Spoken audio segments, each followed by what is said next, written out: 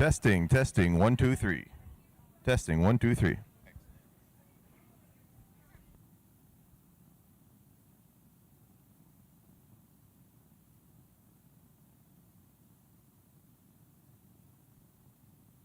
Press it once, turn green, you're live.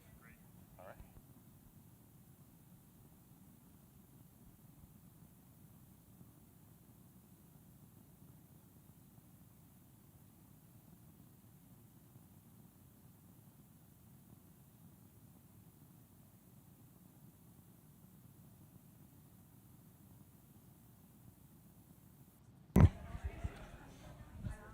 Testing, testing, 1, 2, 3.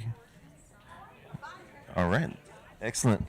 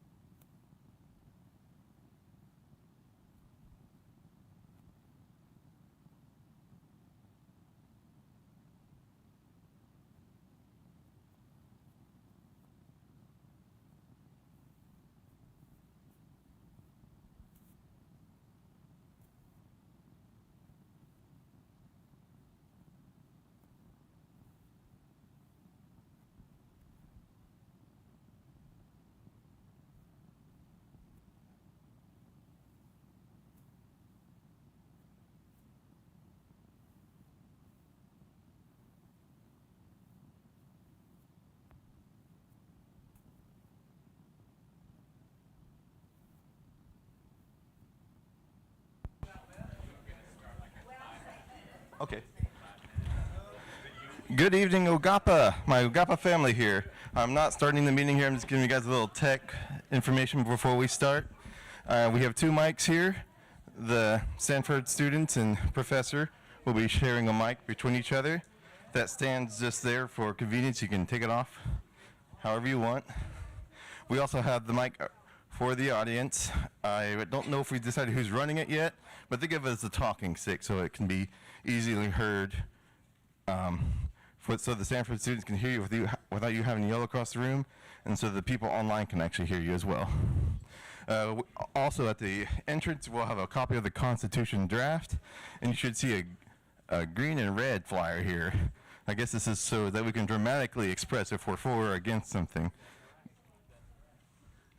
And once we're ready to start, they'll signal me, I'll go live. We are recording, but we're not actually live at the moment. How about you, Bootsy? Just fine, and you? Good. Good to see you.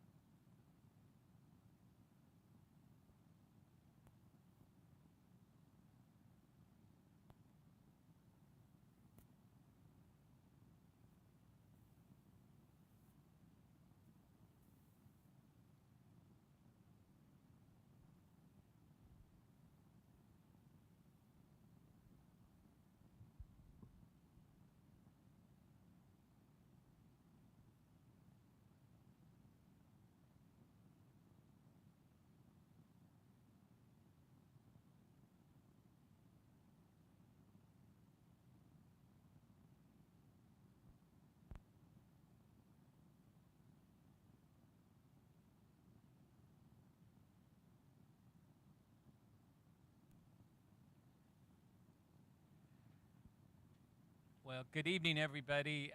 Out of being respectful of your time, we're going to go ahead and get started. I anticipate some more folks will come in, and we'll make room for them up front. My name is Vance Gilmore, and Can you hear me?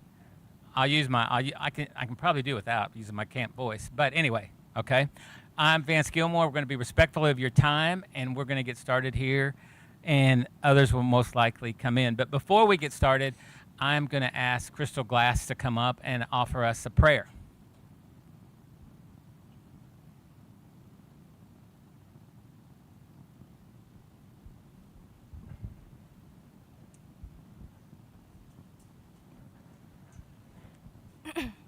Wata, let's pray.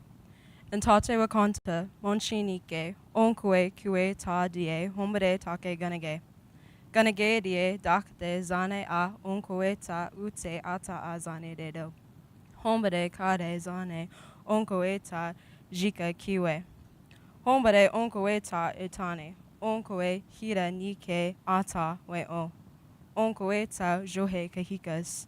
Ata onkwe ta nikashiga data wapide ata wakakhe.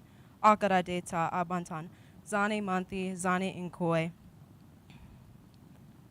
Onkoe ta hajon, hombade ata manthi, atata de onkoe, keni a manthi, dita ijinke jaje wakanta, kakanan. Father God up in heaven, we come to you today to give thanks. Thank you for blessing us upon our endeavors and upon all present today. Forgive us of our shortcomings. Bless our families, our servicemen and women. Bless our business committee and our nation. May your love and grace continue to guide us in all that we do today and in the future. In this we place before in your Son's name, Jesus. Amen. Thank you, Crystal. Well, today has been a busy day for this group from Stanford. They started at 9 and they finished around 4 o'clock, and they have met a lot of individuals that gave them some good input. There were several people that played a factor today in making today happen. I'd like to publicly thank Brent Devine. I don't know if Brent's here tonight. Brent was incredibly helpful. Barry Linduff, Caressa Millard, and Linda Davis provided us an incredible lunch, and her crew. So thank you all for a really, really good day. And there were several others that I appreciate as well that really played a factor in making the day happen. So the current Constitution Committee also played a role in today's schedule, and the current Constitution Committee is made up of Roman Cahiga, Melissa Morris, Nathan Phelps, Mikkel Whitecrow, and myself. And Ani Johnson-Jennings sits in on our meetings, but at my request, but she is not a committee member. Some things I think you should know about this town hall. It came about at my request. I felt like it was important for members of the Quapaw Nation to have a chance to interact with the group from Stanford. I also felt like it was important for you to have the opportunity to ask questions. And I think you should also know the group from Stanford came at their own expense. Stanford University covered all expenses and all costs for this visit, so there's no dollars that were spent, tribal dollars that were spent. So how did we get to this point in the Constitution process and the draft that you all have in your hands? Through the efforts of the previous Constitution Committee, Roman Cahiga, Billy Schapp, Grace Goodeagle, Derek Jennings, John Rogers, Nathan Phelps, Abigail Logan, Melissa Morris, and myself, we put together the Constitution draft. This draft came about after a good deal of discussion, debate, and review. From my perspective, I felt as we did our work that I knew our work would need to have legal review. As a committee, we talked that it might need to go to 2 different lawyers once our draft was done. Last spring, through the efforts of Ani, a Quapaw tribal member and Stanford law student, we made contact with Professor Reese. That began discussions that led to a public policy lab being created at Stanford, and you're seeing the students that are in the public policy lab. In getting to the point where we currently are, there were some opinions and views expressed that were not agreeable to all, but I am thankful we have Stanford helping us, as I feel our Constitution is going to be written in a manner that protects the Quapaw Nation for years to come.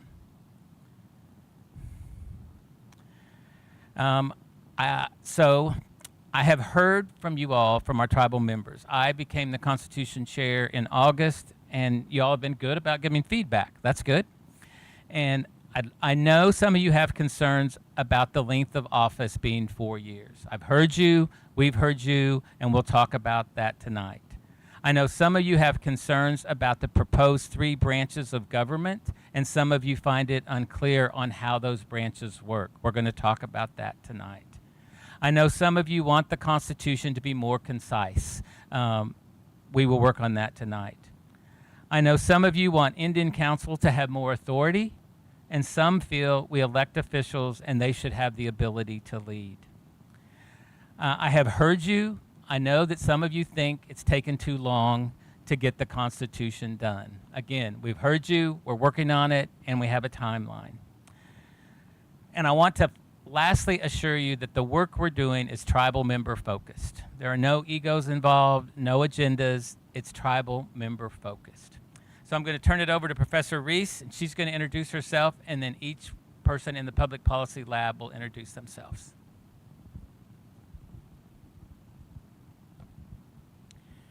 Hello, Navitoa Hawa Yampovi, Nave Americana Hawa Elizabeth Reese, Na Nambe Winge Weyang Omu. Hello, everyone. I introduced myself in my own language, which is Tewa. To translate, I said, hello, my name is Elizabeth Reese, that's my English name.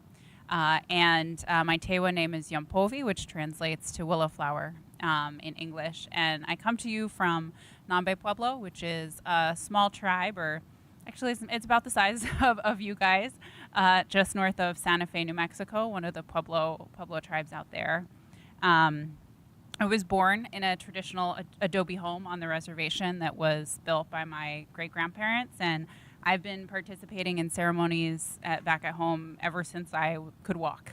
I'm a professor now at Stanford Law School, where I teach in federal Indian law, tribal law, and constitutional law. I research and I write about those same topics, particularly tribal government structures and where tribes fit into the United States government.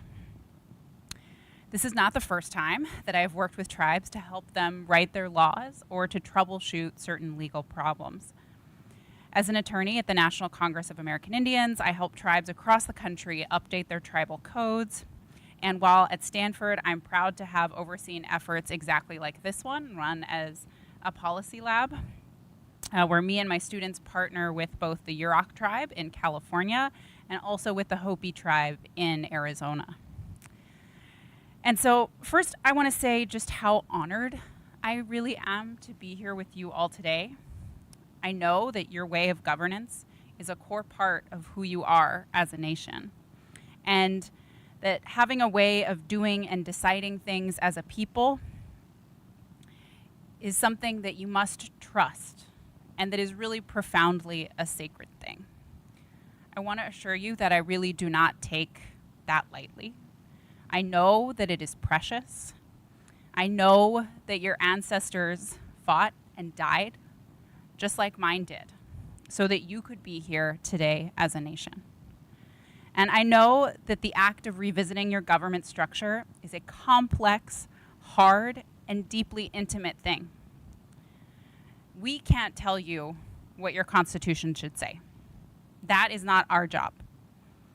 What we are here today to do, and what we'll be doing over the course of the next couple months, is to help you think about what you want in a system of government, to help propose ideas that might fit, and then based on all of the feedback we get from all of you, try to translate that into a document. A document that's ultimately what you want, that's easy to understand, that works, and that will survive whatever challenges the future may bring you as a nation. And so I promise you all that I will bring the same care and hard work to these efforts on behalf of your community that I would want someone to bring on behalf of my own. And I hope that I can, over the course of both tonight's meeting and the way that we will be conducting our work over the next couple months, really earn your trust to engage in this work. And I really want to thank the Constitution Committee, both the current one is led by Vance and the previous one is led by Roman Kayega, because I know you've worked so hard to try to bring this Constitution forward. And I know that the initial draft Constitution that we're all talking about today is going to be such a vital starting point for us to be doing all of this work. I think our plan thus far is going to be to flag any issues it has, reorganize it, make it flow more effectively, reduce redundancies, make it shorter. We've heard all of that feedback. And then hopefully, based on what we're hearing today too, try to come up with other things to capture some of the priorities it sounds like the community has. And our hope is that by the end of the next couple months, we are going to give to you a new sort of clean version, along with a lot of explanations for the changes that we've made or any of the ideas we've put forward. So then it's turned over entirely to you to decide what to do with. We'll be available to answer questions going forward about anything, and maybe if you want to do other follow-up work. But I think, the way I see our work is coming up with something that it's then up to you to decide what to do with. And so in order to do all of this work, I have a team here, which will introduce themselves in a moment. And so far, my team has done an extensive amount of research about your laws and your history.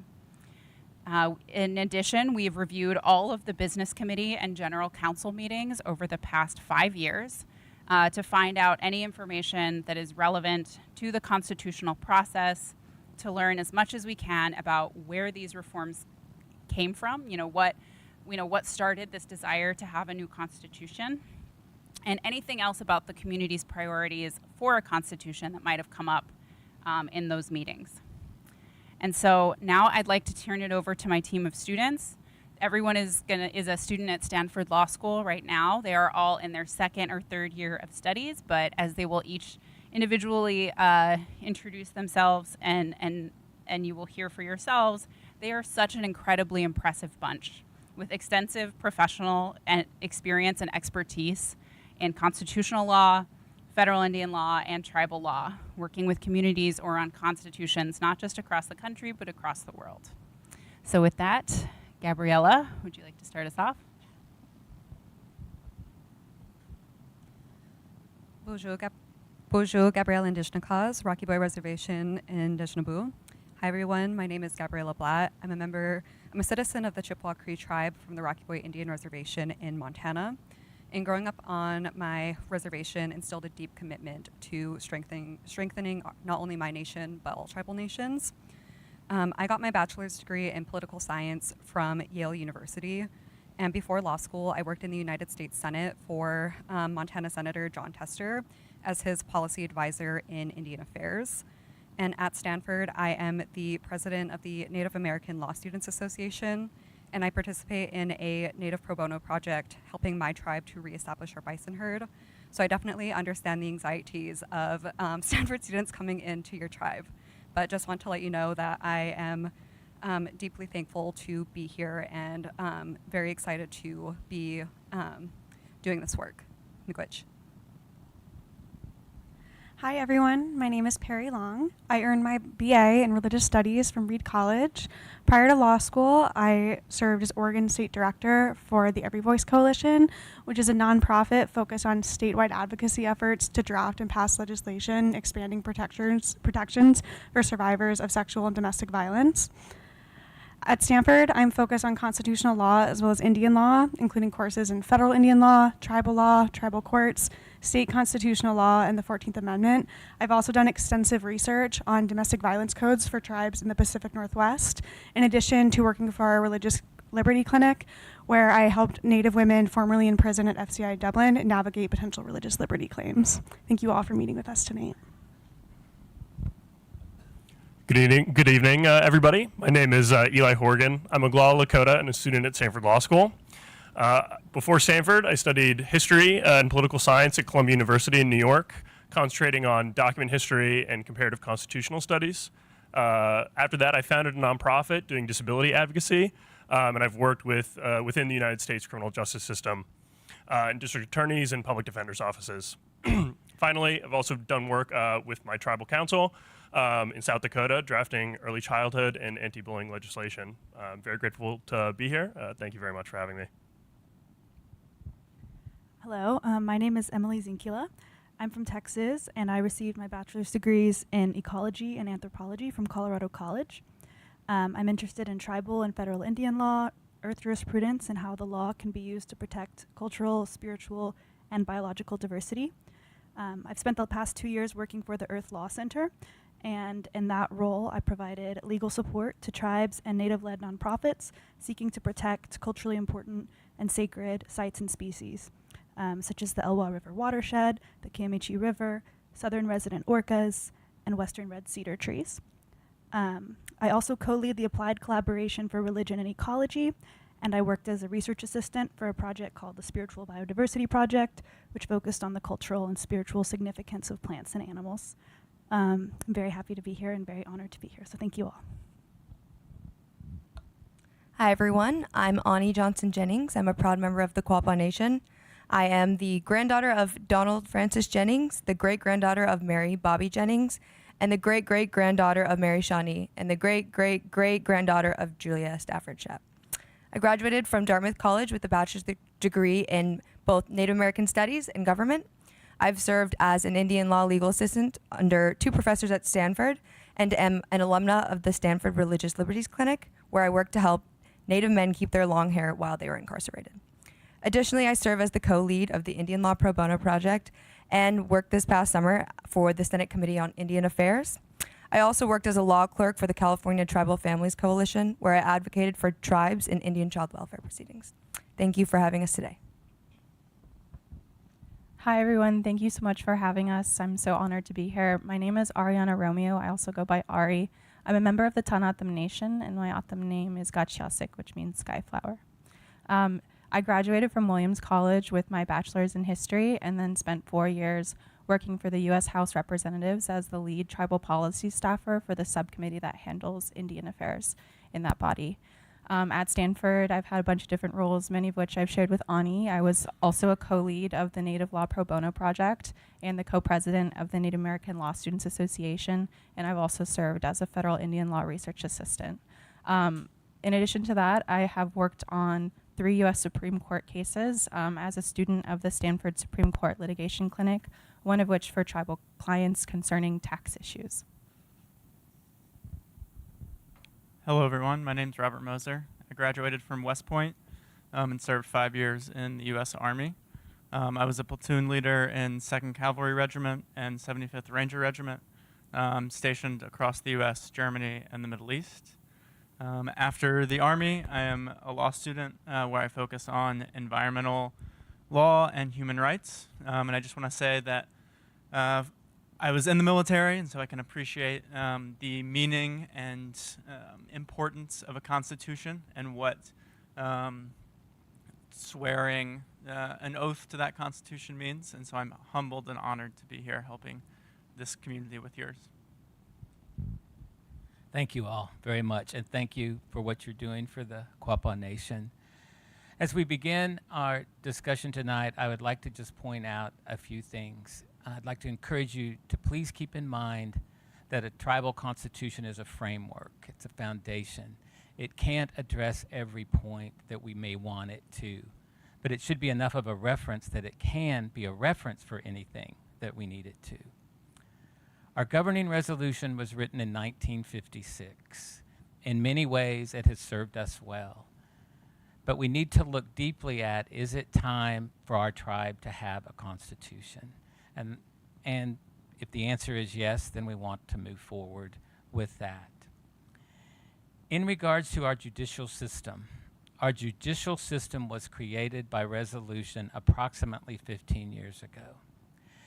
And when you study other tribes and when you study best practice, a judicial system created by resolution is not the strongest, okay? So if it's your wish, it is the goal to clean that up within the process. Elections. There's been a lot of discussion over the past few years, and there's been confusion between the election ordinance of 2004 and our governing resolution, okay? So Frank, we met with Frank, and Michelle was a part of the discussion today. We're going to move forward with that. But anything that comes within this process regarding elections will come from the election committee, not from us, okay? So our goal is to hear from you. Professor Reese and the students have created some questions. The purpose of a town hall is to ask questions and address questions. So our purpose tonight is to have questions regarding our Constitution draft, okay? We're not going to have time limits for when you speak, but I would like to ask you to be aware of how long you are taking in regards to other people that may want to speak. We're not going to monitor this, but it is best practice if we're speaking on a topic, it's best for you to hold back from speaking till everybody in the room who wants to speak on that topic has had the opportunity, okay? So the last thing I'm going to talk to you about is everybody hopefully has a green and a red card, okay? We're going to do some straw polls or some straw voting. Please know that it's nothing binding. There's nothing binding when I talk about a vote. It just means we're trying to get a sense of the number of people in this room, how they feel about a particular thing, okay? So if you think you're in agreement, you like it, it's go, you're going to hold up green. If you think, nope, don't like it, stop, you're going to hold up red. We good with that? Does that make sense? Green, go, red, stop, okay? All right, let's go. I think I would add to that on the process point. If someone is saying something or asking a question or that you really agree with or have similar concerns about, I think you can use those cards. However, because we'll be looking out into the audience, and so if there's someone's raising a concern, like please, and you agree that that's a concern, please hold up green so we know that this is a general concern that's got a lot of agreement in the room.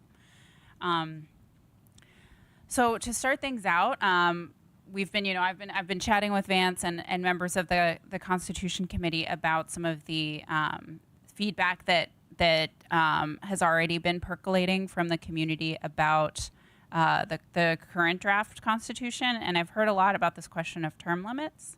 So I would love to hear sort of from folks in the room. So I guess a quick thing, do folks support having the 4-year term limits, sort of red or green, yes or no? 4 years. Oh, okay. Oh, yeah. This is helpful. Okay. And then also maybe what about 2-year terms? Keeping 2 years for business committee? Okay. Close to a flip. Okay. And then what about the 3 years, the sort of in-between option? A 3-year in-between option? Okay. Folks from us. Okay. We'd love to also, I think, hear from anyone, if anyone wants to talk a bit about some of their thought, if anyone has strong thoughts or feelings about terms, I think we'd love to hear that. Please, we have a mic running in the back. Also, I think one thing we wonder, separate from the length of terms, should there be term limits, right? Like you can only serve, 5 times. Yeah, so I guess red or green, should there be term limits? I see a lot of green. Okay. Should that be, I'm going to ballpark 10 years? Too long? Too short?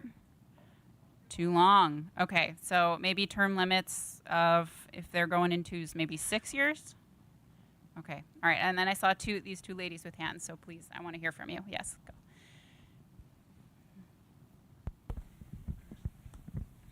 I just want to say that 4 years, in my opinion, is way too long.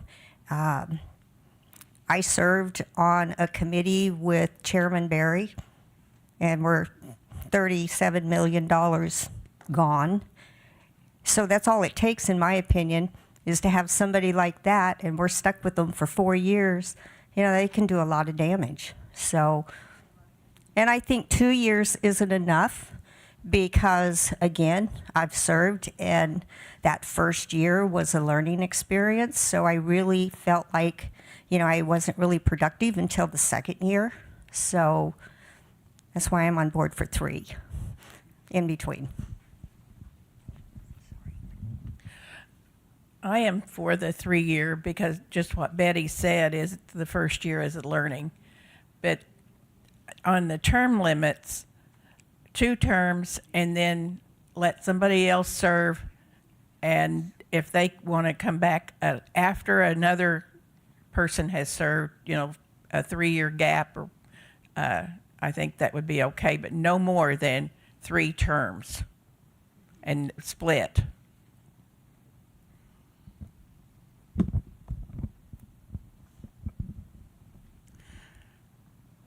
if someone has a 2-year term and they're successful in completing that 2-year term, just like Betty said, the first year is really kind of a learning curve. And then the second year you can be more productive. Possibly if you had 3-year terms, that might work too. But we know that 2-year terms work. And if they're successful in it and they're honest and upright and continue on, they'll get voted in again for another 2-year term, if that's a positive way to go. Otherwise, a 4-year term, just like she said, leads the way for corruption, possible corruption and possible fraud and possible this and that. So it's more difficult unless you would have something in there to remove that person. Then a process to remove that person if they were wrongdoing, other than the grievance committee. A possible plan in order to remove the person for wrongdoing, then that might be a different story. But otherwise, I think the 4-year term would be too long. It's just my opinion.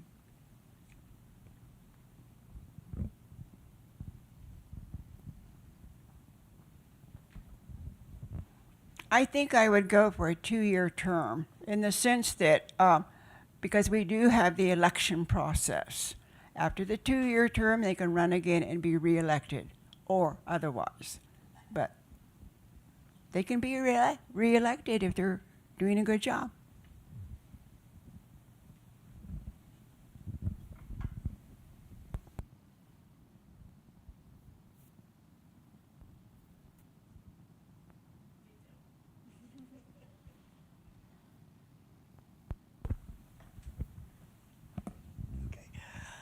I agree with the 2-year term.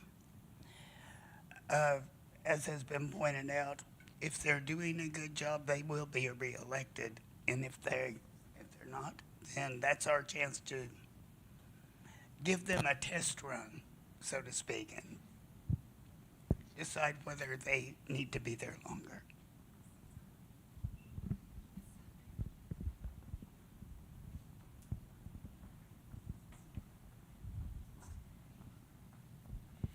The whole reason I was a yes and a no on that is simply basically what they have all said. I think that, the Barry years, they weren't all bad, but the last few definitely were tragedies. And then you run into the dilemma, I guess, of when the propaganda goes out from the current administration, those folks that don't live here and don't experience the trauma that we experience, they outvote us, and so we get more years of whatever. So that's why I don't agree with the 4 years, and I think that there needs to be a very clear removal process that doesn't rely on the grievance committee or doesn't potentially rely on a petition, and that when that person is removed, that's it, they're removed. They don't stay in office until somebody else is elected. They're done. So I think that needs to be very clear, and that's why I was a yes and a no on those. And I definitely do not agree with the 4-year. I'm kind of iffy on the 3-year, but I definitely agree there needs to be term limits. You can only serve 2 terms in this position, in any position, regardless of whether you're taking from a secretary to, we'll say, the chairman, and then you're finishing out that term, and then you run again. That's it. You're done, at least for 2 years. And then, if you choose to come back, then we'll revisit. But that's how I feel. Oh, Melissa's going to be nice and bring it to you. Hey, I run the mic. I would just say that the 3 years, I think, part of the thing that helps fix is the fact that during those 2 years, the business committee is also running for re-election. So not only are they, that's that learning curve, but they're also, oh, now I got a whole year to run for re-election. Right. So that's just my 2 cents on that.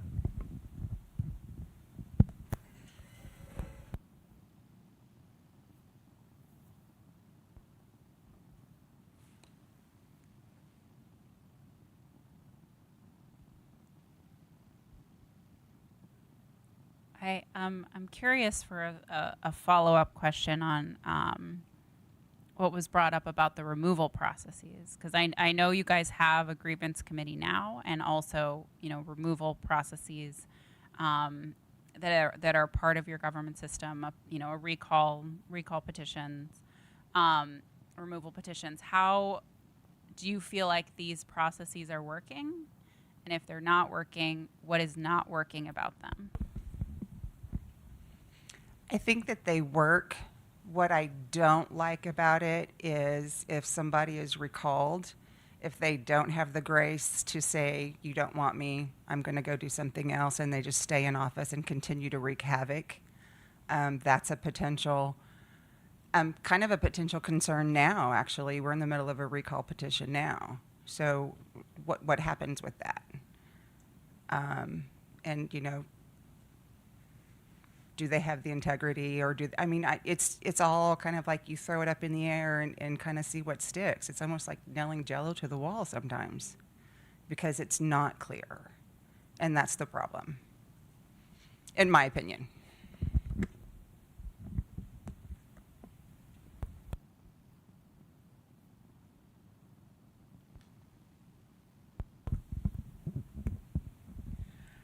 I don't even deem to have an answer to your question, but it is an issue. We're all human. We all have feelings. We all have people that we get along with and people that we don't get along with. And in a small tribe like this, in an area that's just has a few tribal members compared to, like she mentioned earlier, those that are out in other states and not around this immediate area, they really don't know what happens. They really don't know day to day what goes on, like some of the things that the people that actually live here know or realize. And so it's hard to decide, honestly, what to do.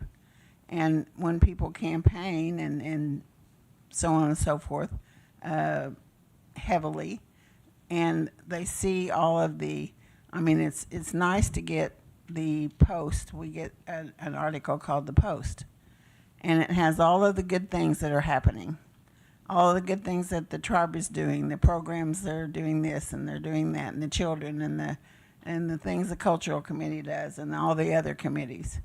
And that's really positive things, and those are happening, and those are the good things.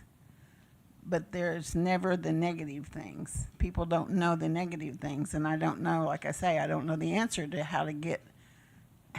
for that to be fair and equitable, so that people can make the correct decision for them and their family.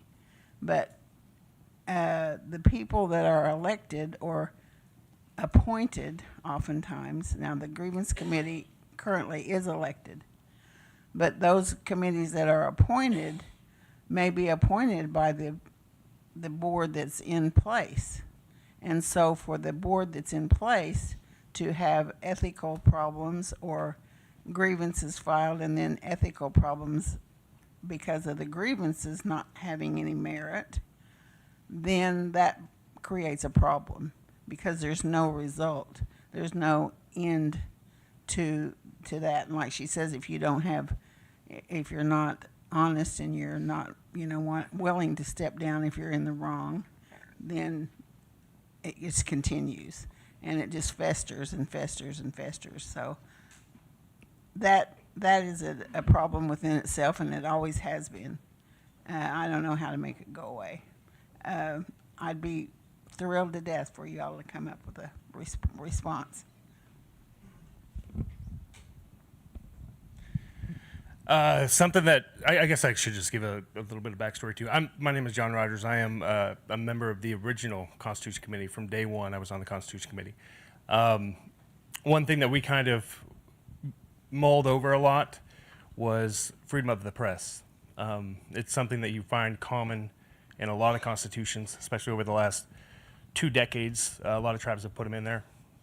But that was something that kind of just fell by the wayside. So maybe that's something that you guys address.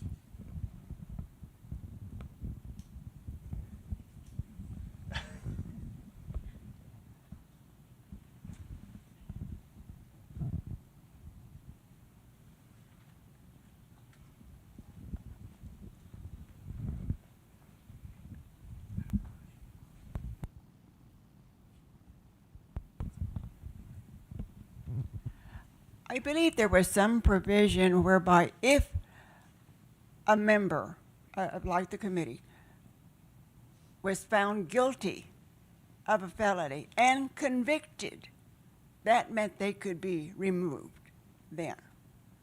And I think they couldn't even run for office if they are convicted. And that's been part of our problem. I mean, somebody has brought, there's been charges brought against somebody, but because they have not been convicted, they're still there.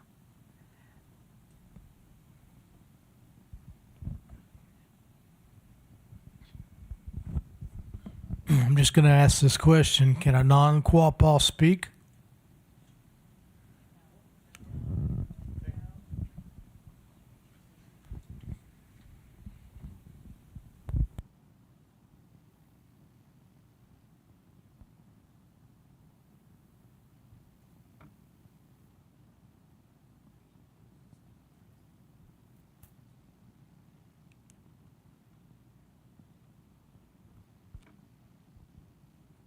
As another sort of follow-up to that, do you think having both like a recall petition system where you get a certain number of signatures, but then maybe a vote, like that triggering a vote to recall someone or to get someone out of any office, whether it's one of the committees or any of the committees, including business committee, is that something, having those trigger elections, that you think would be appealing? In my opinion, it's hard enough to get the petition signed. Tribal members that are employees are afraid to sign a lot of the times because they're afraid of retaliation. Mm-hmm. So that's a big part of the problem. It's unfortunate, but it's accurate.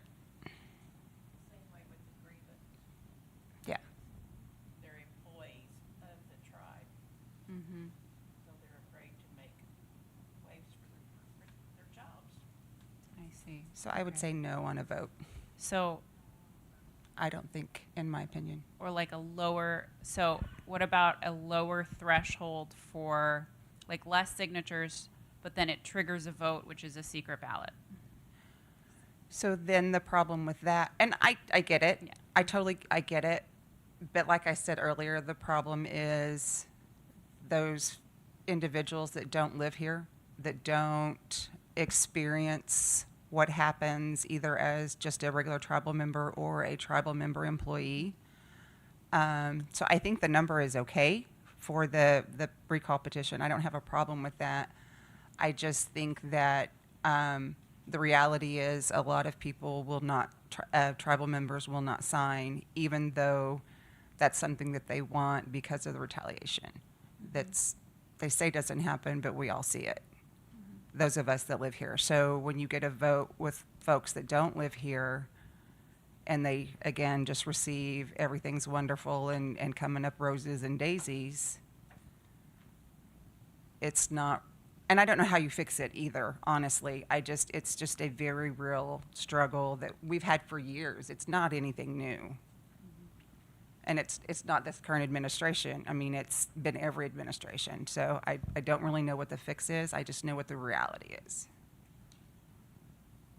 My question to that would be, I don't know a lot, but when you hear the word like petition and vote, I thought I had a loud enough voice, sorry. I don't want them to hear me. So my question would be, like you hear petition and vote, but we're talking charges. I would think confidentiality could come into play. Like I'm a teacher and I put this in like my teacher brain and I don't know what kind of crimes or whatever we're talking about, but like we wouldn't vote, hey, we think you should be out. Like there's got to be a systematic system to follow, and then who's in charge of that or how that works, I don't have that knowledge, but I just keep thinking confidentiality, and then like if my good friend, we think she did this but we're not sure, like that's going to cause the havoc you're talking about in that. So I think whoever's in charge of that system or how that system is put in place, those people have to be very honorable and it has to follow protocol. Otherwise you get into this situation of voting and petitions and things like that. Maybe that's a thought. I don't know. Not only what she was talking about, the employees themselves fear to sign the petitions, but some people have children and grandchildren that work for the tribe, and they also hesitate for them to sign because they don't want them to lose their jobs, or if they sign, they might lose their jobs or retaliation. But just to give you a few facts, there's, okay, I don't know the exact numbers, but say there's 6,000 tribal members. And of those 6,000 tribal members, there's only 2,000 voters, 2,000 people. I mean, and you have 18 and under, you have to delete some of those, the children that are under 18. But of the ones that are older than 18 and above, there's just 2,000. And actual eligible voters that can sign up to vote. Then all of those don't sign up to vote. Say maybe 1,700 of them sign up to vote. And then whenever you come to a general council, if you don't live near here, or you're not available for the powwow or the general council just on the 4th of July, not some like we're getting ready to have next month or in November, whenever it is, there'll be even less. But then those individuals that come to that meeting, at the last general council meeting, there was about 500 voting members, was all. Out of 6,000 tribal members, or 2,000 that could vote, only 500 people were there to cast a vote, which dictates what is done at the general council meeting, which is really not a very good showing in my books. And I used to tell the past chairman, if you wouldn't give away money and you wouldn't give away prizes and you wouldn't give away this and that, you would have the people there that would actually care about what happens with the tribe. But that usually goes in one ear and out the other. So I don't know, again, how you can fix that, because you can't control people being here, at their leisure, at their cost and everything. And so how do you get the word out? How would you get, like she says, how would you get it out so people would actually know? It's really a problem.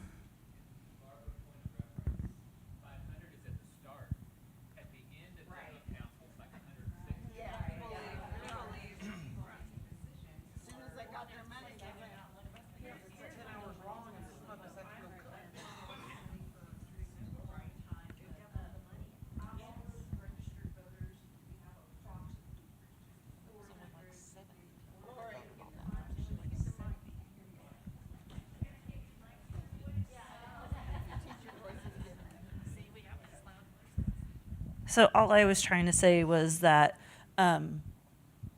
we have registered voters, but of our registered voters, approximately every year we only have about roughly 450 that choose to exercise that right to vote. So when it comes to a vote, once again, you're narrowing it down to just that group, which is fine, but that's the hard part of bringing it to a vote. So, because it comes into play, the people who aren't around here, or although Frank's back here, he's the chairman of the election committee, we make it, well, I feel like we make it fairly easy for people to vote. They can absentee vote. We send it out months ahead of time. They have plenty of time, but they still don't choose to exercise that vote. So.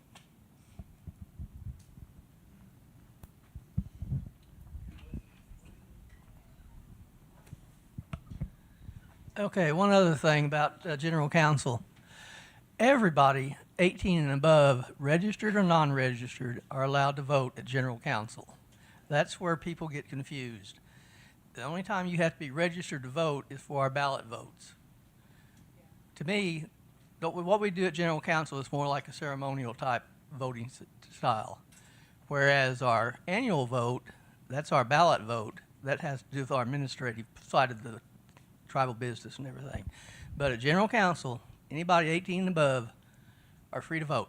They do not have to be registered voters. When they check in, I know year before last, they even asked me how old I was when I picked up my clicker. I don't know if last year they decided that was not a good thing to ask people how old they were or what. But yeah, anybody that's 18 during general counsel, they're free to vote.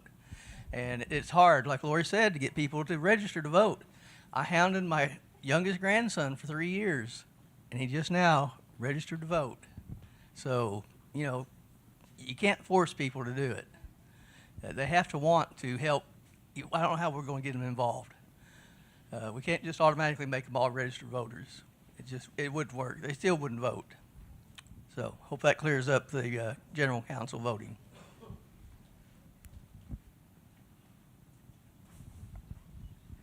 Years ago, I served on the grievance committee. At that time, though, the procedure was that a grievance was presented to the committee, and we examined it and the whole thing, and then from there, then it went to business committee. Now, the grievance committee at that time was, if you had an issue against a member of the BC, they're the ones that get it. And if it went, it was shut down right there. We never heard of it again.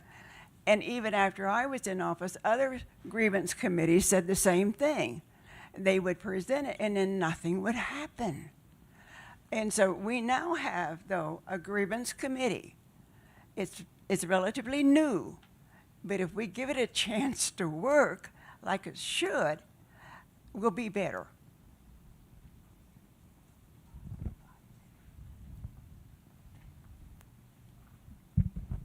This is going to sound way off topic because we've talked about several things since, but to get back to what Virginia said, I think a fix to the recall process is actually that the individual is automatically suspended once they are recalled, once the 240 is there. Because if we can't expect 6 members of our business committee to do business while one is suspended, then maybe they shouldn't be on the business committee either.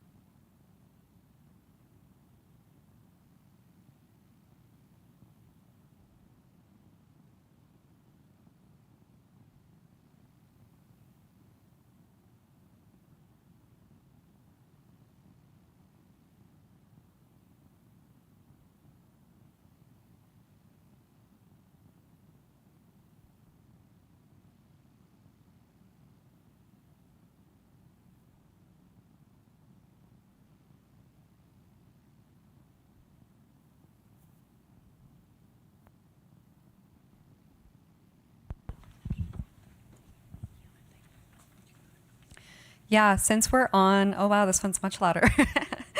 Since we're on the topic of term limits, moving over to the judicial side of things, how do people feel about judges serving fixed terms? Fixed.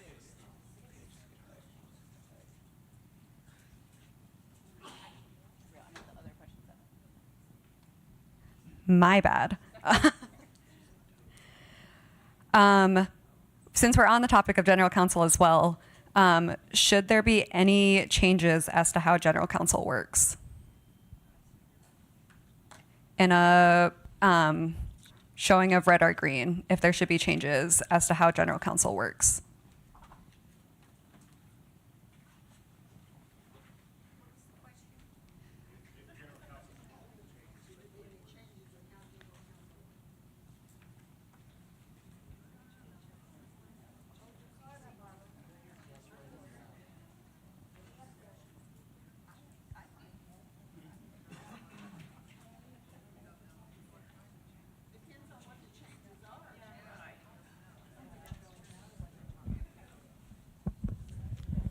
Oh, one thing, so part of what prompted us to come up with this question and me to fill it now is that when someone said everybody leaves, you know, it starts with 600 and then it's, you know, 150. Everybody seemed to, I saw the room go like, yeah, that's great. So one thing we wonder about is if there should be some kind of a something, you know, if there are things we can come up with, like additional rules for general counsel that will alleviate some of that frustration or concern, right? Like, should there be a quorum requirement, right? Which means that, you know, it's a fancy, maybe Latin, I actually don't know if it's Latin, word for, you know, you have to have a certain number of people still around to keep doing business. Yeah. So we like the quorum requirement.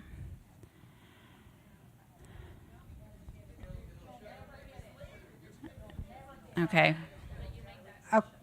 I'm a member of another tribe, and they did set a quorum. And what problem we had a business committee in there that wanted to stay. So they made the quorum so high that we could never get that quorum of people there. So we didn't have how long was it, Frank? 5 years we didn't get to have a meeting because the quorum wasn't met, so we just didn't have a meeting, and they just kept to be in office. So they made the way that they could stay. They were trying to stay there forever. Mm-hmm. So when you set a quorum, you've got to set it low enough still yet that people will show up. What if it was something like of the people who shows up, like 80% have, you know, or 60% have to stay so that once enough people leave, the meeting stops? Yeah, it wouldn't happen. People would just leave.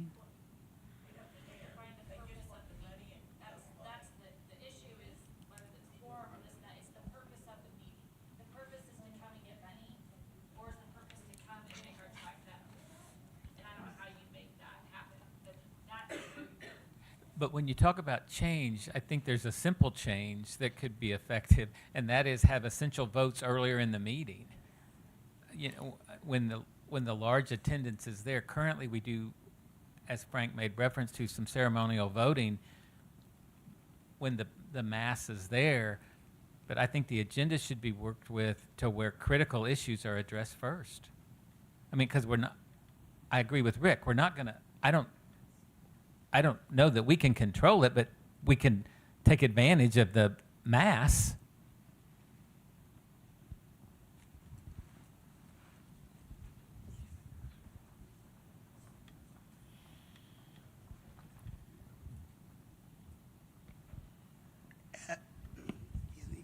At the last general council meeting, I think we saw a perfect example of kind of what we're talking about.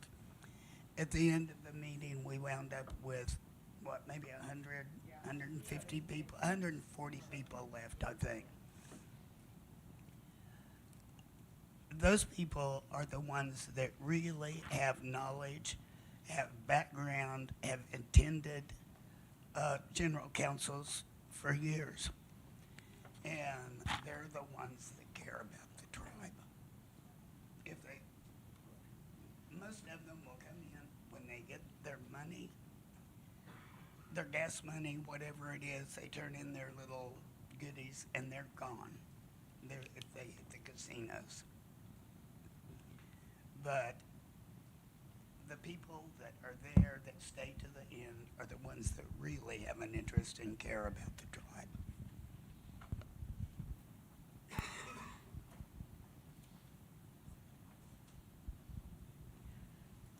And you don't ever know. I've been around for a long time. I've been at general council meetings when there might not even be 50 people there. Back in the day, because people weren't knowledgeable. That we didn't have money. We didn't have any reason for people to be there, except those that wanted to care about the tribe and what happened to their future. Now, Vance, your plan would work, except open forum is always at the end of the meeting. And people that have issues or problems or want to bring up something that may be going awry in their world and not everyone's world, bring that up. So that vote would be just as important as something that was on the agenda when there were a lot of people there. I mean, like last year, like Linda was saying, Virginia was going to bring up an issue, and I was going to bring up an issue when the woman got up and said, I make a motion to adjourn. And those were important issues towards our income, towards our future income that we were going to bring up. So it's not always, I mean, I don't know how you can plan to know what's most important. I mean, I wish that would work, but I don't think it will.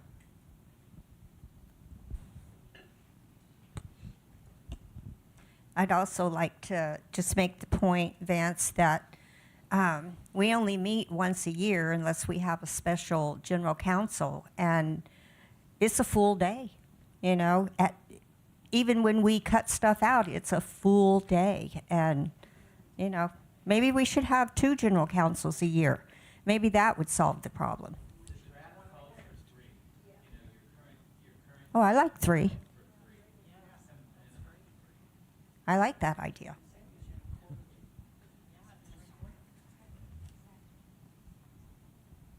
I'm also under the impression that why do we entice people to come to general council with a gas card or $100 money? If they want to come to the meeting, they have the desire to come without having that flashed in front of them. Of course, people there are out there that need that $100 or need that gas card. But the people that really want to come to the meeting and take something away from the meeting and maybe vote for something that really needs to be voted for, then we take away those gifts or those money cards or those gas cards or whatever they are, and then you're going to have people that really want to come to the meeting on their own dime and participate in the meeting and not have people in the back of the room making noise, and you can't have point of order, and nobody's listening in the back of the room. They're just waiting for the gas card or their money to be given to them. So they disrupt the whole meeting.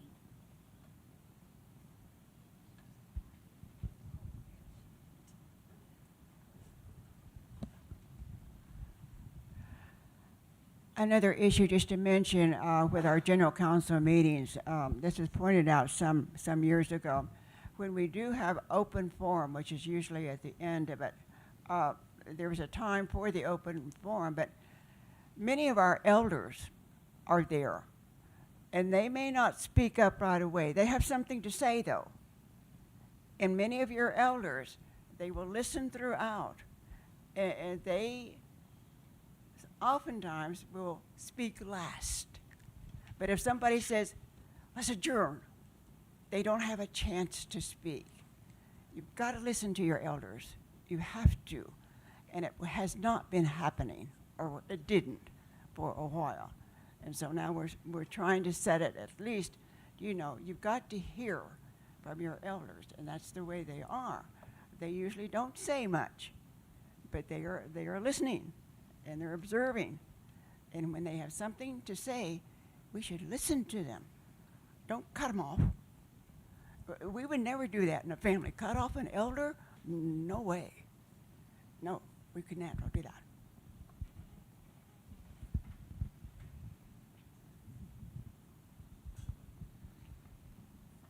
Hello, I've been avoiding talking about this because we we're pretty much avoiding trying to change anything in general council. But since it was brought up, an idea I had, and I spoke to other people in the past that could actually help speed up this and take care of a lot of our issues, is to create a motion registration process that we can actually then have a posted queue, and that way people can actually have their ideas written down before open session. And we could, if we implement this, we could also have a side display so people can see what actual motions are being presented, so there can actually be some side discussion with each other so we don't get duplicate motions, and so that a lot of these minor issues we end up spending 30 minutes over because it's not actually written down. A lot of people get upset and they start arguing when the original motion had nothing to do with what they're arguing about. So if we are wanting to change any rules in general council, that would be my recommendation, is having some kind of writing queue that can be put up and presented before open session. And then, I'm not saying get rid of open session, but this will help streamline it.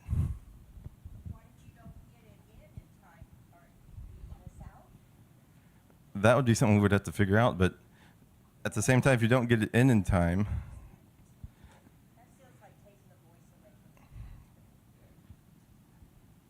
would it be taking the voice away, or would it be giving people an opportunity to make their voice clear?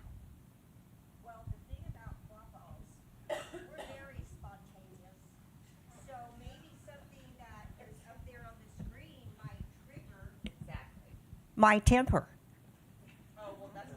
Or whatever.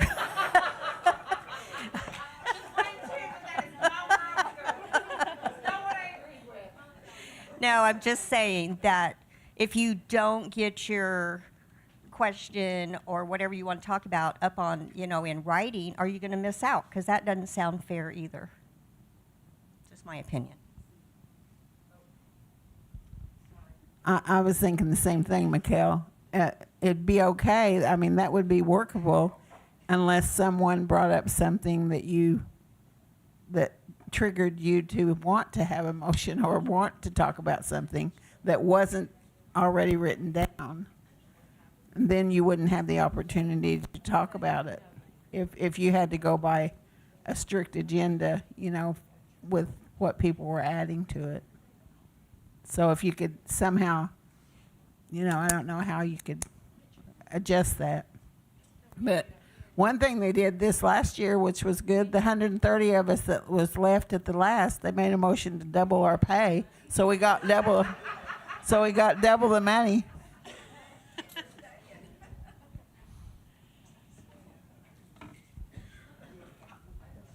One of the things that is pretty common amongst many of us is we are sick and tired of Robert's Rules of Order running the show, but it's what we have right now, and we are forced to learn and operate by a system that many of us don't understand. It's complicated. It's just such a strain on getting business done. It would be great for us to have our own rules simplified, whether it's a simplified Robert's Rules or whatever you call it, but a simplified set of rules that are easy to comprehend, that everybody can understand and hold each other accountable to, and not be weaponized against us.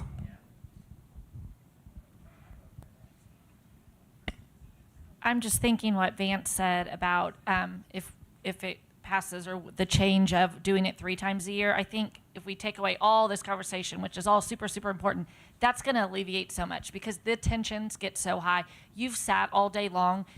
Everything's important. Everything needs to be talked about, but it doesn't matter how important it is. Our emotions, and you go so deep in the weeds, people lose their mind. And then you have people in the back that have no involvement, and they're just waiting for their money. Like, the whole situation, that's where the change can come in, that could be so beneficial. Because if you're doing this 3 times a year, everything's condensed, everything's a little bit more concise, your messages are getting out correctly, and you're not, stemming up to here to where it's just out of control. So like, if that's a good, that's a change 3 times a year, however that works, I just think that could be an amazing amazing thing.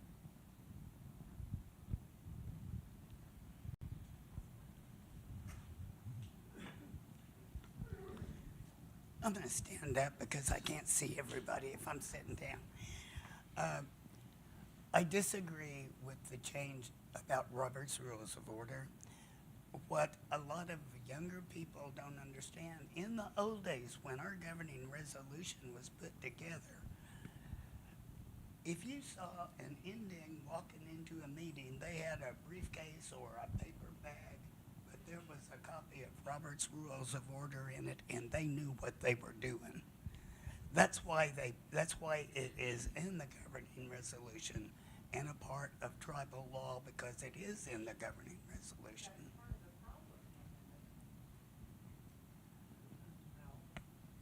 I don't see it as a problem. It's not, I mean, we talked about a grievance procedure. We didn't have to do a separate grievance procedure. There's a grievance procedure in Robert's Rules of Order that worked for the tribe, and we used it for years. I don't disagree with that, but the problem is the current people that we use as parliamentarians don't actually read the entire thing. They hang their hat on one sentence, and that's it. For example, if we had a special general counsel and we did whatever in executive session, their stance is, even if you're a member of that body and you were in that meeting, their stance is you don't have a right to that unless it goes back to general counsel and they vote to make it public. And that's not what Robert's Rules says.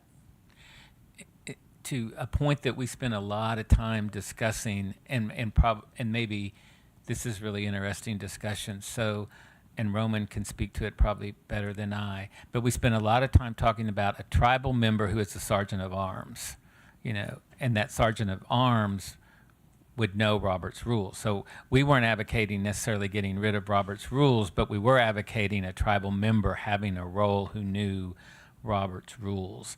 And to Grace's point, and I could be rusty, but I felt like, Roman, we discussed that at one time, did we not discuss that an elder would have to make the motion to adjourn? I thought we spent a lot of time discussing that. Yeah.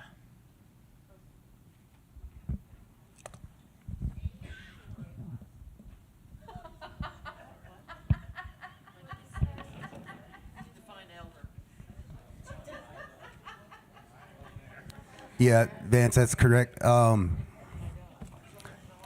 It was asked to define elder, and we didn't believe that that was our purview, so we went off what the wisdom keepers decided for themselves as who could be a member of the wisdom keeper. And then we thought of, well, how do you regulate that in an actual meeting? But we have cushioned seats up front in our general council, and if anybody wants to be considered an elder, they are more than welcome to sit down in those front rows, and that's where that motion could come from. So there's solutions to it.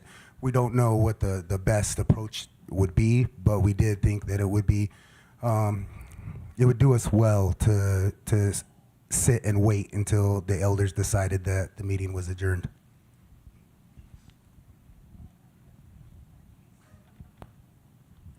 This is kind of behind, but I've been back here hiding. I just wanted to mention a little bit of something else off of what Michael said, because I'm not very old, but I remember a time when everybody got up and was able to speak, and it was a motion after motion, and then 20 motions later, and somebody still hadn't got to even say whatever they wanted to say, which is, thank you for giving money for my kid to blah, blah, blah.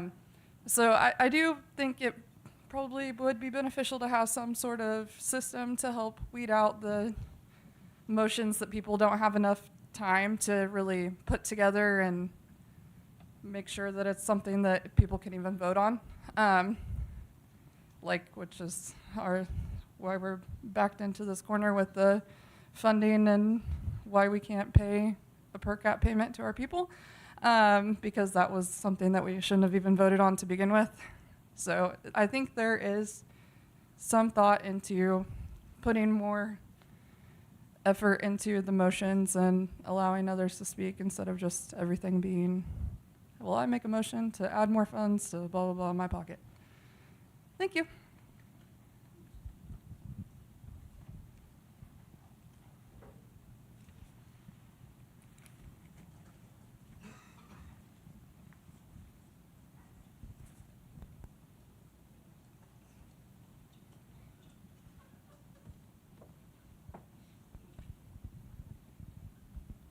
Blakeney, that's a great point. We had supposed parliamentarians at that meeting that should have spoke up. And correction, it was not a per cap. If it was a per cap, it would have been for every tribal member as opposed to 18 and above, and it was a tax.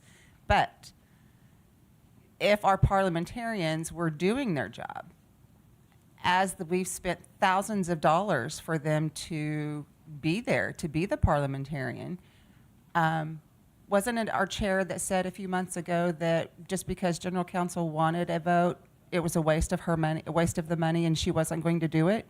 When general counsel said, do it. So now that these attorneys that were supposed parliamentarians that we pay them an insane amount of money every month. It's more than that. And they should have spoke up then. And these general counsels that are coming up, in my opinion, because they didn't speak up, are kind of out of order and a waste of money, to use our chair's words. The other thing I want to point out now that I said that, this business committee needs to understand their authority is delegated. They don't have the authority to censure the information that we have, which if anybody looks at the resolutions that are coming up, that's exactly what they're getting ready to try to do. They don't have the authority to censure us. They are delegated that authority, and it can be taken away, and they need to understand that.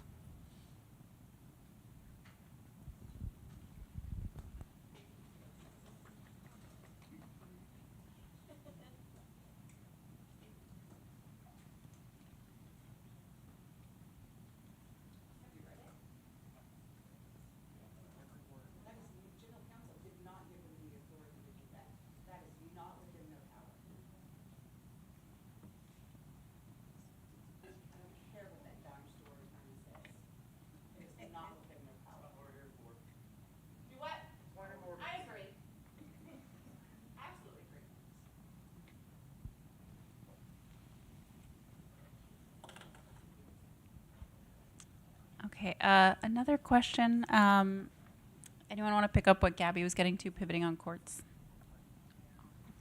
How many branches? It's kind of a starting point. Yes, and thank you everyone who's spoken already. I think this is... No, that's what we're here for. Thank you for your passion. This is relating to a question that Gabrielle asked before, but just kind of laying the building blocks for it. And I think gets into themes of accountability that everyone has been stressing to us today. The next yes or no question for your cards, we're wondering about how many branches of government you all think is a good idea. And I guess we can start with the draft. We can do 3 or 4. Draft constitution. Yeah. Do you like the branches in the draft constitution? Yes. Okay. Green or red, do you like the branches of government that are in the draft constitution as they stand now? We can read them too if people aren't. Do you know the page?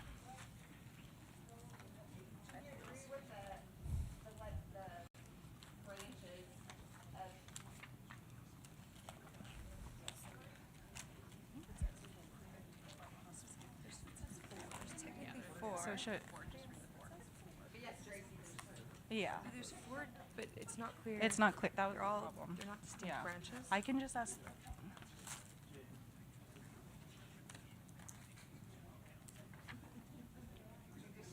Oh, here. Oh, wait. It's at the beginning. Yeah, just read the 4th Constitution. We're trying to get the page. Okay. This one, Vance. See?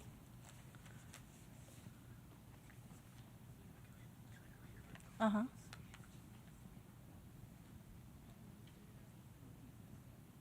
We'll read you the text. I think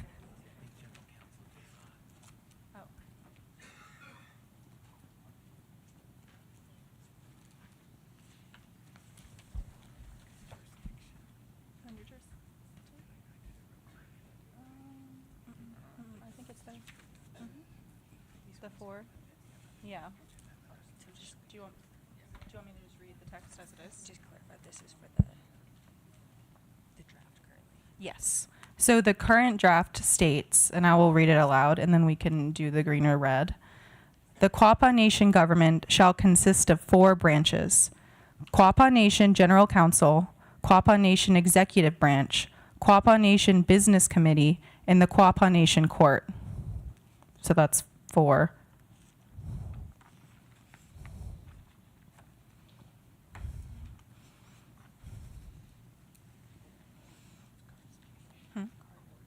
Yeah, we can do the cards for the 4.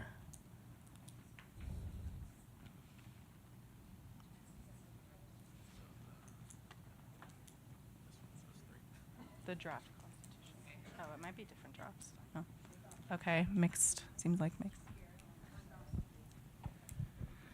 All right, we're seeing mixed reactions. Does anyone want to speak to thoughts on that proposed structure?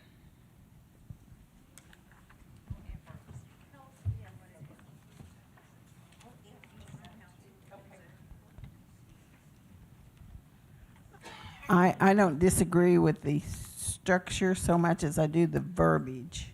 I think some of the verbiage is confusing in the explanations, like executive council and business I don't know. When I was reading through it, it was just confusing to me that some of the definitions were not clear. Let me see what I wrote down here.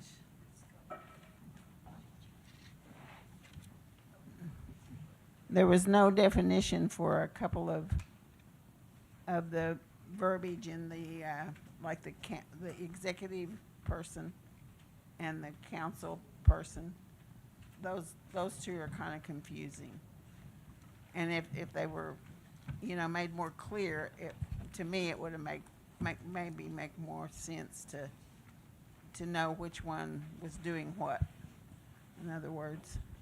I don't disagree with the setting apart, but here again you have on the judicial part some of the explanations, if they are hired or appointed by the business committee, or are they hired or appointed by the executive committee, then the business committee would be signing their paychecks. So that would not make them autonomous to do their job. So if I couldn't tell which one was to do what. That's my only. Also on here, it says that the business council is composed of a chair, a secretary, a treasurer, and 2 members. We have only a secretary treasurer as one person.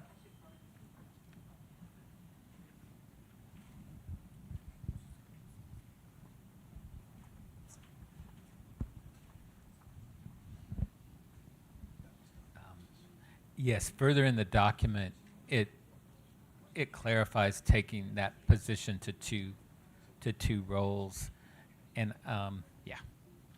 And it's funny, you look at something a lot of times, and Roman, I would appreciate your help, or Derek, or John. We had a lot of discussion about general counsel being the 4th, but we ended up with it not. So I think if you really look at the branches of government, it's executive, business, and judiciary. So where we're reading from is that needs cleanup. I believe that needs cleanup.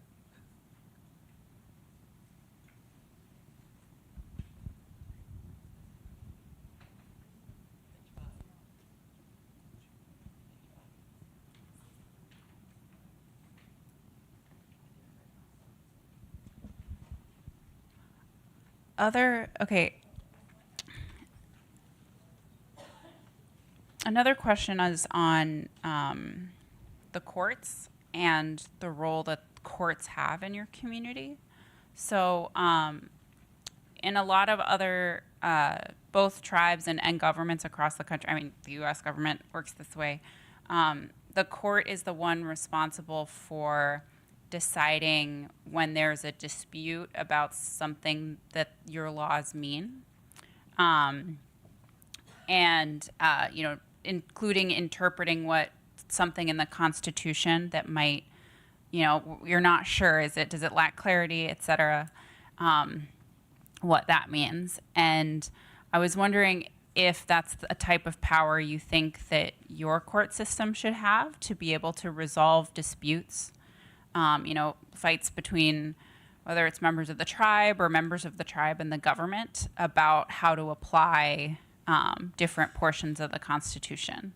Are they trustworthy, arbiters of those kinds of disputes, or would it be someone else? So, I guess if we could do cards, like, does you think it makes sense for the courts to play that role in interpreting the document once it's passed by the people?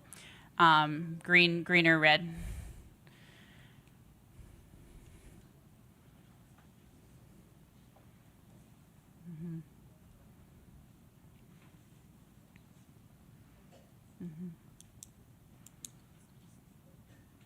Does anyone want to speak on the thoughts about the courts and why they might be in favor or opposed to that?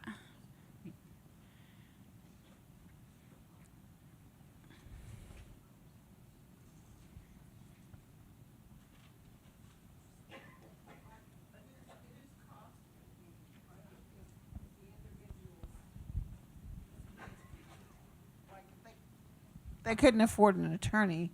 At whose cost would it be? Would it be the tribes?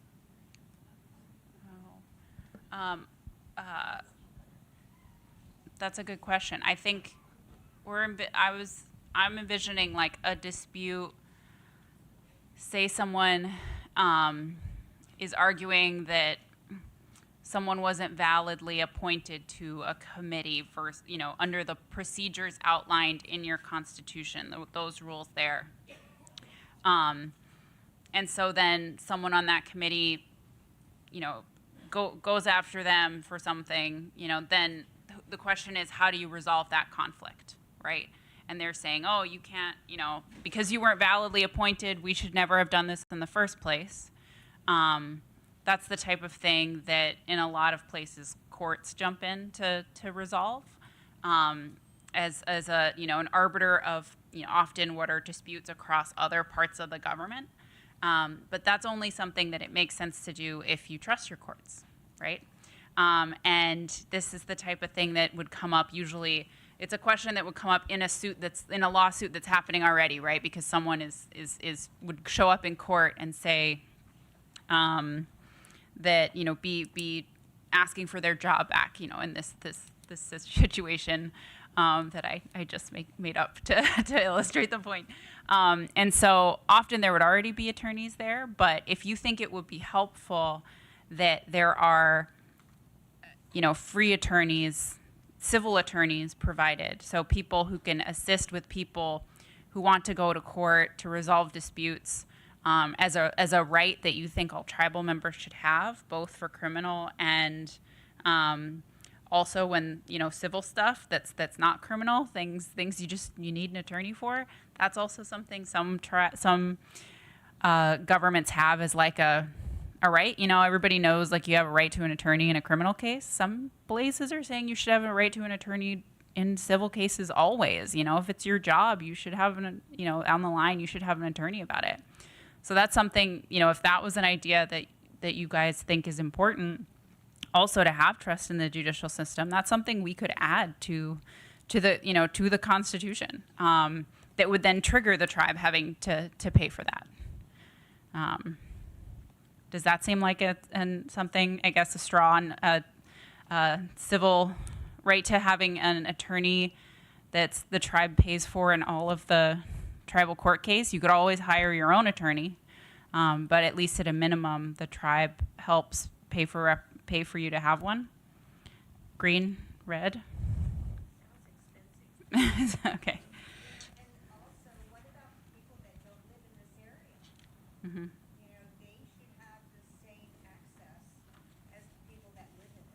Mm-hmm. Yeah.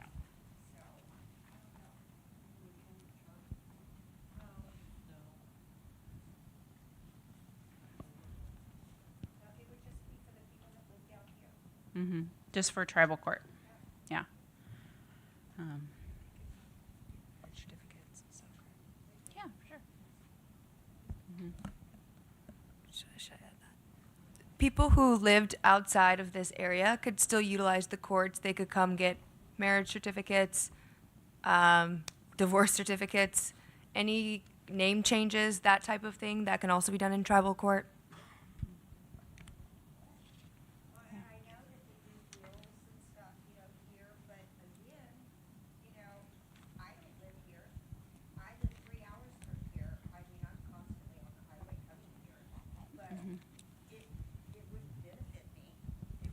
Benefit me, and again, I had to go and pay to have my will taken care of because I live across the state line into Arkansas.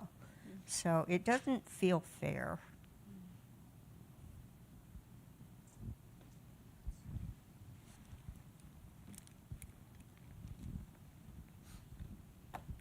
Professor Reese, you mentioned something that is really important for, I think, all of us, that about that trust in the court.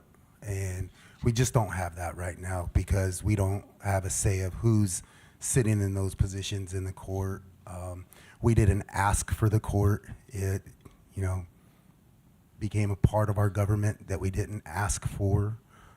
It continues to grow. Now, I'm not saying that we don't need it. We do need it. Law enforcement, we didn't ask for law enforcement, but this is an extension of government, right? That our governing resolution didn't authorize our business committee to create these extensions of government for our government to grow.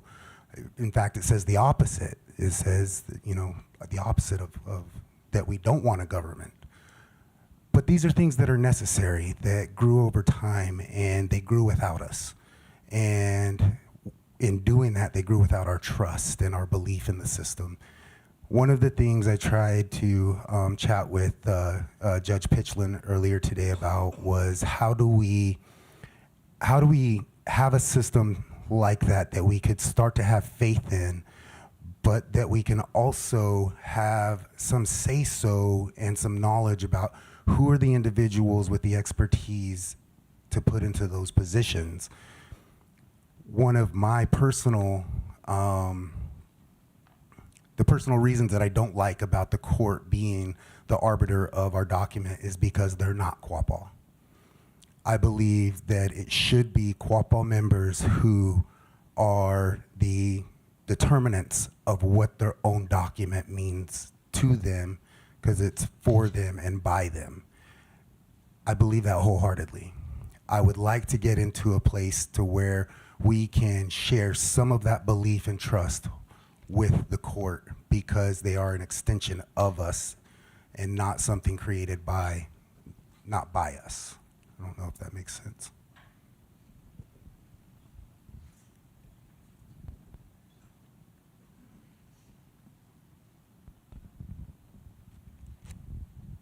We have several criminal cases going right now from past administration.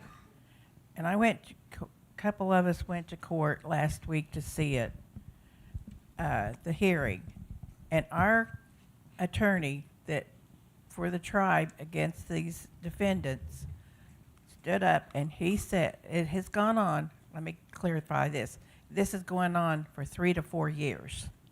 And their attorney is using the time that this has gone on and been extended and extended as a defense.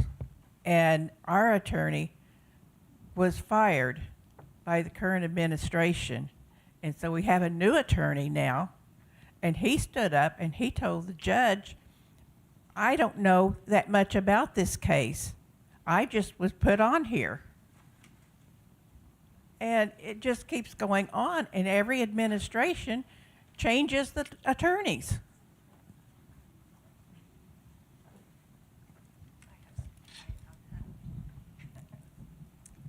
Also, I would like to add to that, the attorney that was prosecuting Mr. Berry was ready to go to trial. And I know that for a fact because I was going to be asked to be on the witness stand. I served with those people, and all that went out the window.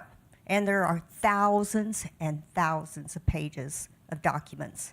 And I talked to the prosecuting attorney, I believe in June, and asked them, because I keep hearing rumors that this is going to be dismissed. And he assured me that it was not, but that they basically have to start over. And that's what their attorney is using against us, is the fact that we're starting all over again, and it's went on for years, and they think that's an excuse to let them go and let them off. And even tribal members are to the point to where they don't believe they're going to be prosecuted in the end because it's went on for so long. So, what do you do?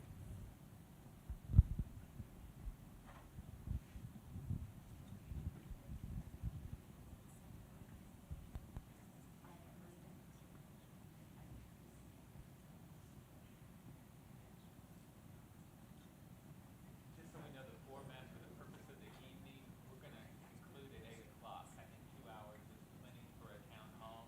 So just so with that, roughly 25 minutes, and then we, I think we need to be wrapped up. So let's take it from there. Okay.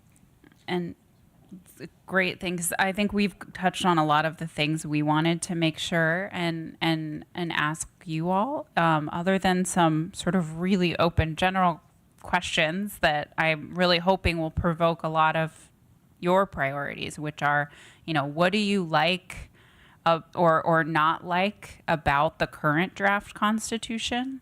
And same things for the governing resolution. Like, what are the things that, are your absolute, like, this is the biggest problem, or like, this is the vital thing you need to know, holds this together, or that you really like?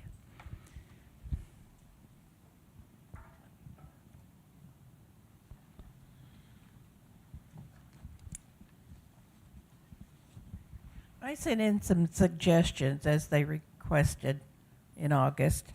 And one of the things that has really been bugging me lately is that our election,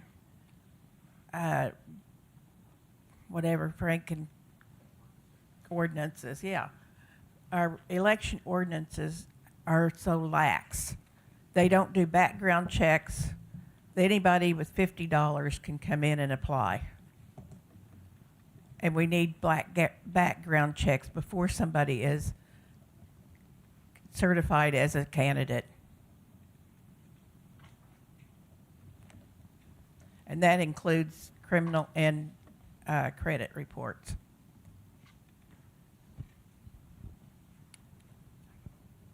You can't even lease a house for what they're giving these people. The pathway to run our government. And some of them may have felonies on there, and we don't even know it until after they're elected.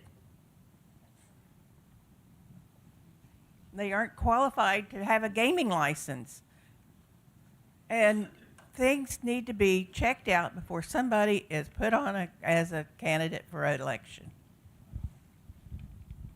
I also think maybe we might, as large as our tribe is getting, that maybe we might need to start putting some kind of qualifications, whether it be, doesn't have to be college, but it could be some kind of training schools they went to, or something that shows that they're qualified to run our tribe.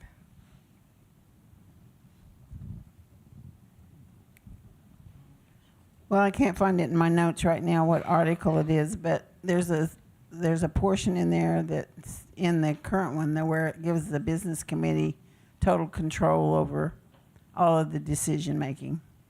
I think that should be removed totally. I think there should be limits to the amounts of, I don't know if it's like we talked earlier, the amounts of money that's spent or that they have the option to control. They've sometimes land gets purchased that's unnecessary. You know, we need diversity in our tribe. We need something besides gaming, and we don't need to be buying a bunch of land that's not going to be useful for anything, and so on and so forth. So I think that should be taken out, and some kind of limitations on what they can and cannot spend or decide should be placed in there. Also on article, let's see.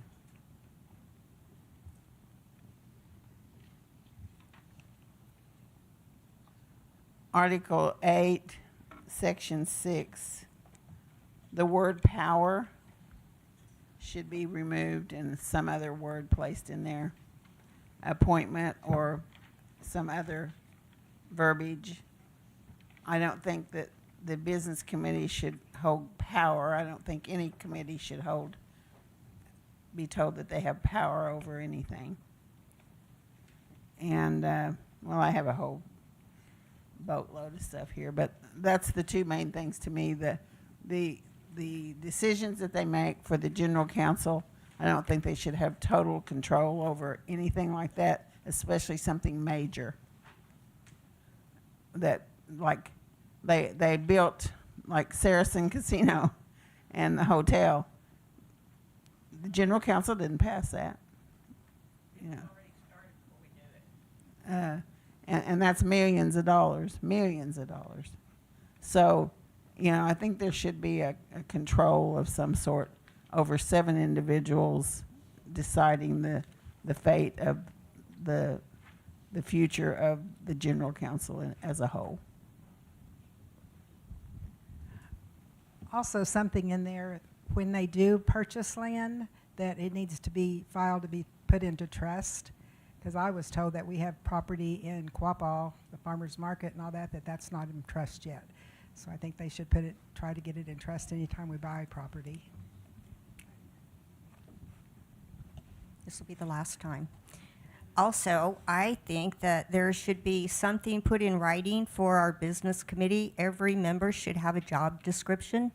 I was told you can do as little as you want or as much as you want. Well, we pay these guys really well now, and I think that each one of them should have some kind of job description so that we know what we're getting for the money that we're paying them.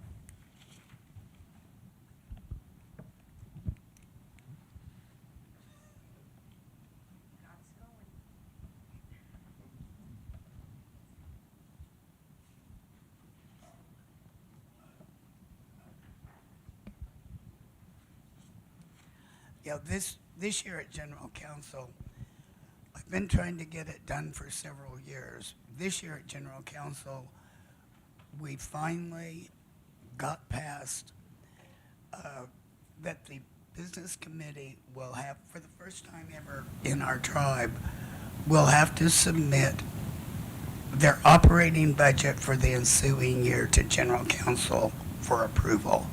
So that's just kind of going to what Barbara was talking about. We've attempted to get that started. The other thing that I would like to see addressed, of course, you all know that I am opposed to the Constitution anyway. The other thing that I would like to see in there, if we're going to do it,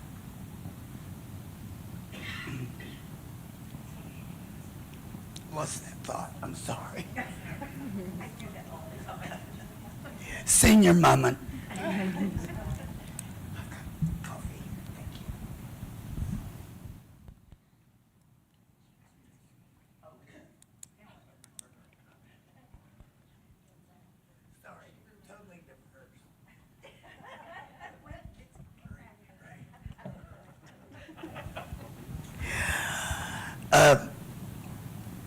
an open meeting act for the tribe so that the business committee can't have secret meetings every time they meet with where there is the potential for a quorum. They should be taking minutes and distributing those to the people.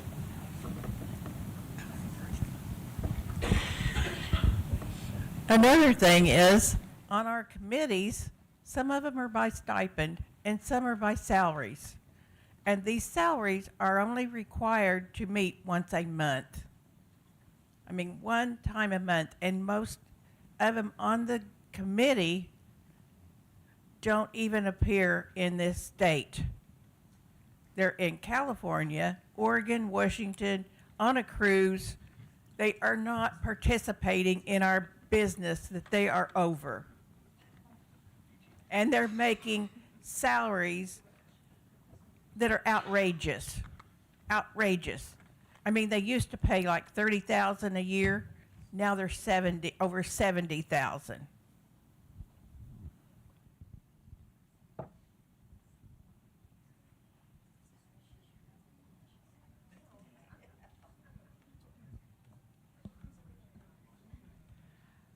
As a wisdom keeper, some of the things I would like to mention, when we were talking qualifications, it was only a generation ago, some of our people didn't even finish high school.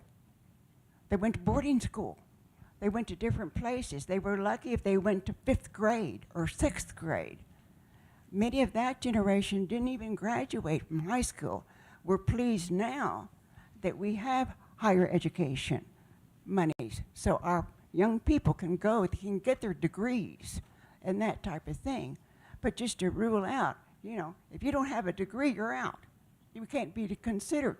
You have to consider your people type of thing. And even with our elections, it's the sort of thing that I was taught. You do not bring attention to yourself. So when we have elections, why can't we have people nominate people and say, hey, this person would be good, this is why? Because for us to be up there and talk about ourselves is very uncomfortable. Very uncomfortable. So there are just some of those traditional ways that we don't want to forget.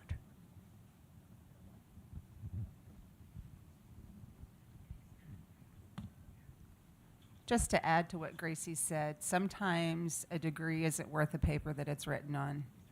So those are things, absolutely. Experience goes a long way. So just to kind of add to what Gracie said, sometimes that degree isn't worth the lambskin it's printed on.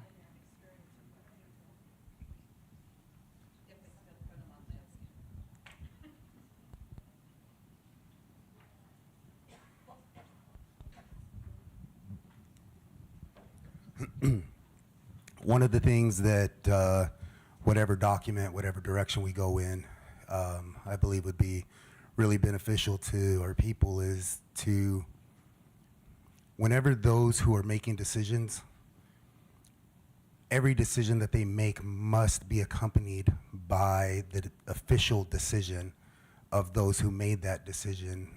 Currently, this business committee makes unilateral decisions, single emails, or I talked to so-and-so on the phone, so we went ahead and decided this, and there's no paper trail to back up, was this an appropriate decision that was made? Was this done in unison with the group, or was this done with just one or two of you, and did the rest of the people know about this that was going on?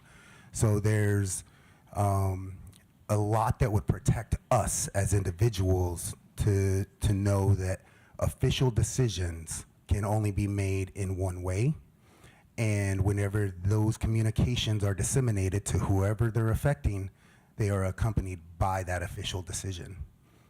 More paperwork, but more protection.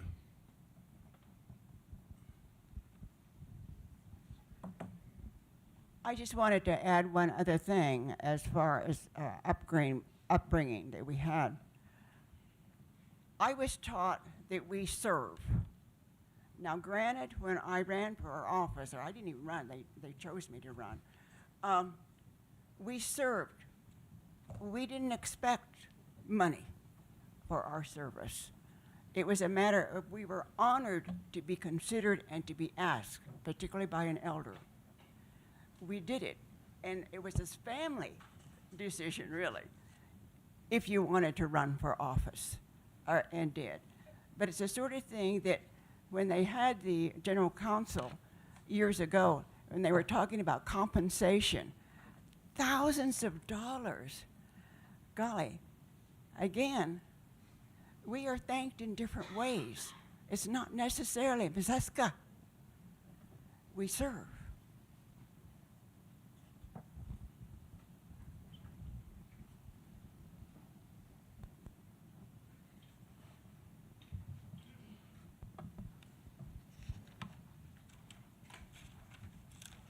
Last call.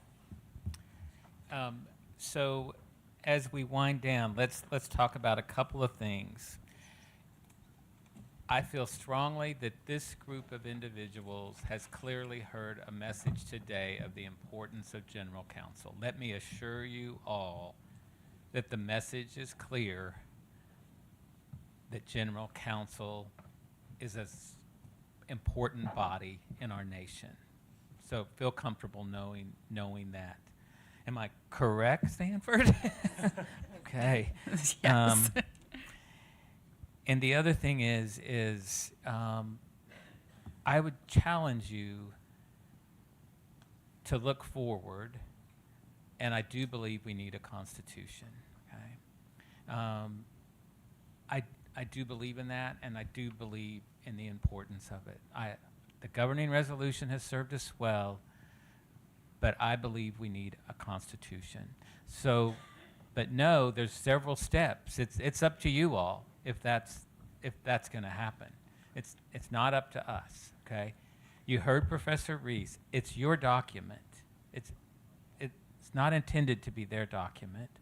They have incredible knowledge that's going to help our sovereignty and help us in the big picture of things, I assure you. So there currently are 3 virtual meetings set, one with Everett Bandy on the Native American Church, one with Supreme Court Justice Roger Wiley, and one tentative, but we pretty much firmed up today with the Election Committee, okay? As well, there's going to be ongoing discussion between this group and the Constitution Committee and probably other groups as well. Those of you who took the time tonight to be here will influence the final outcome. So I'm grateful that you all are here and your voices have been heard. The note-taking today has been just, I mean, they've been all over the place on their note-taking, and they've heard you. They really have. I'd like for you to know that the Constitution Committee meets every Tuesday at 6:30, and they're all open meetings. They're open meetings. Anyone can join. The link is on the website. Right, Mikkel? It's on there, right? I'm pretty sure it's on there. If not, it will be by next Tuesday. So those meetings are open.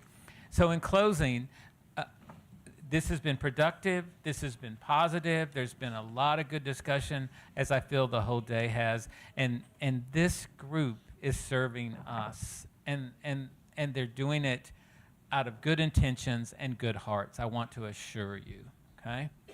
So with that, unless you all have something, go ahead, Professor I just wanted Reese. to add one other thing, which is, of course, my thanks for your hosting us, this incredible hospitality, for being so generous with your time and passionate about your nation. It is just so inspiring, and I'm so honored that me and my team of students can be a part of this. I know that you have, you've presented feedback here, you've presented feedback to the Constitution Committee, and all kinds of feedback, I know.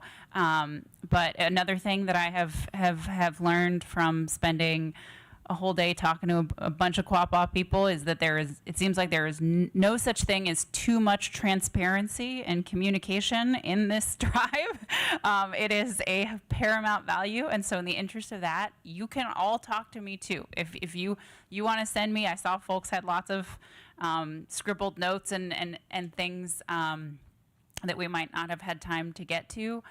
Here are my cards. I brought a big stack of them. please take one. They have my email on them.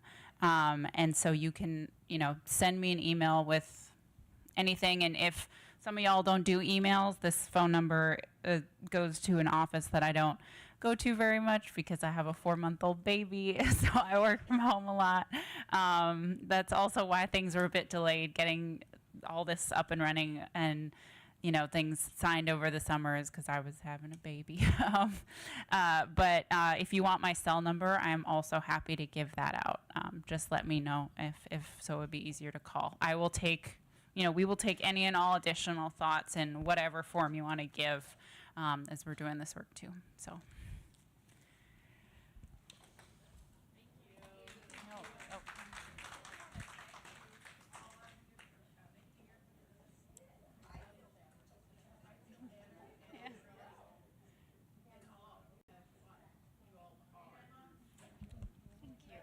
Thank you so much for having us. Yeah.